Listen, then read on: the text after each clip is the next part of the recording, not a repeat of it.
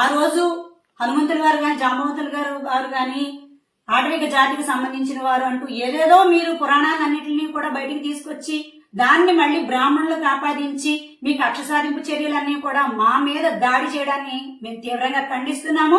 తీవ్ర ఆగ్రహం వ్యక్తం చేస్తున్నాం మీ మీద. ఇక్కడ ఒక విషయం ఆలోచించాలి. రిజర్వేషన్ల పేరిట మోసం చేస్తూ పేదల్ని ముఖ్యంగా మత మార్పిడులకి ప్రోత్సహించి వారి మానాన్ని వాళ్ళని బతకనివ్వకుండా మీరు చేసే పనికిమాలిన పనుల వలన ఈ రోజు గుట్టు చప్పుడుగా ఇంట్లో బతుకుతున్న బ్రాహ్మణ వ్యవస్థను వీధుల్లోకి లాగి మీరు చేస్తున్న ఇటువంటి అవమానకరమైన మాటల్ని మరొకసారి మాట్లాడితే సహించేది లేదని చెప్పేసి నేను మీకు తెలియజేస్తున్నాను.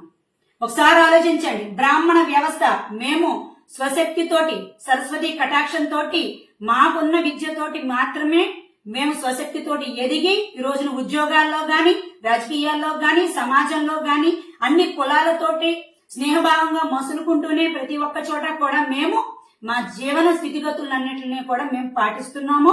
మా ధర్మాన్ని మేము పాటిస్తున్నాము. ఏనాడు మీరు మా హిందూ మతంలోకి మారండి అంటూ ఏ హిందువులు కూడా మీ ఇంటింటికి తిరిగి ప్రచారం చేసిన పాపాన్ని మేము ఏనాడు కూడా పోలేదు. ఇక్కడ ఒక విషయం ఆలోచించాలి. మీలాంటి వాళ్ళ మాటలు నిజంగా లోకానికి చెడు. మీరు అసలు మాట్లాడుతున్న మాటలు రిజర్వేషన్లు మేము అనుభవిస్తున్న పరిస్థితి ఉందా? దళిత సోదరుల కోసం వారి హక్కుల కోసం మేము పాదయాత్రలు చేశాం, పోరాటాలు చేశాం. మేమందరితో కూడా కలిసి మెలిసి సమాజంలో బ్రతుకుతున్నాం. అయినా సరే నియమ నిష్ఠలతోటి దేవుణ్ణి ఆరాధిస్తూ ప్రతి ఒక్కళ్ళు కూడా సమాజంలో రాష్ట్రం ప్రజలందరూ కూడా సుభిక్షంగా ఉండాలని వారందరి మంచి శ్రేయస్సు కోసం మేము అహర్నిశలు మాకున్న దాంతోనే సంతృప్తి పడుతూ రిజర్వేషన్ లేకపోయినా మా స్వశక్తితోటి మా కష్టంతో మేము ఎదుగుతున్న పరిస్థితులన్నింటినీ కూడా మీలాంటి వాళ్ళు సహించలేక గౌరవంగా ఉన్నతంగా మేము సమాజంలో బతుకుతుంటే మమ్మల్ని ఈ రోజు మీరు వీధుల్లోకి లాగి మీ నోటి వచ్చినట్టు మాట్లాడతామంటే ఇక్కడ సహించే వాళ్ళు ఎవరు లేరని చెప్పేసి మీరు తెలుసుకోవాల్సిందిగా నేను ఈ రోజు మీకు తెలియజేస్తున్నాను. మీరు మీ ఇష్టం వచ్చినట్టు మాట్లాడి ప్రెస్ మీట్లు పెట్టేసి 4 గోడల మధ్యన మాట్లాడేస్తే సరిపోతుంది అనుకుంటున్నారా?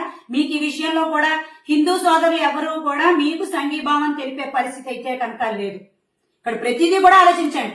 చిన్న వయసు దగ్గర నుంచి చిన్న పిల్లల దగ్గర నుంచి మత మార్పిడిని ప్రోత్సహించి వారందరినీ పక్కదో పట్టించి ఎవరి కులాల్లో వాళ్ళు బ్రతకనివ్వకుండా ఎవరి మతాల్లో వాళ్ళు బ్రతకనివ్వకుండా మీరు వారందరి మధ్యన చిచ్చు పెట్టి ఈ రోజున మీరు చేస్తున్న వ్యాఖ్యలు దళిత నాయకులని చెప్పేసి మీరు చెప్పుకుంటూ మీరు చేస్తున్నది మేమందరం కూడా తీవ్రంగా ఖండిస్తున్నాం. ఇటువంటి పనులు మానుకోమని బ్రాహ్మణ కుల వ్యవస్థ మీద హిందూ ధర్మం మీద మీరు చేస్తున్న దాడిని మేము ఇక మీదట సహించబోమని చెప్పేసి అనేసి మీకు ఈ విధంగా నేను హెచ్చరిక జారీ చేయడం జరుగుతోంది.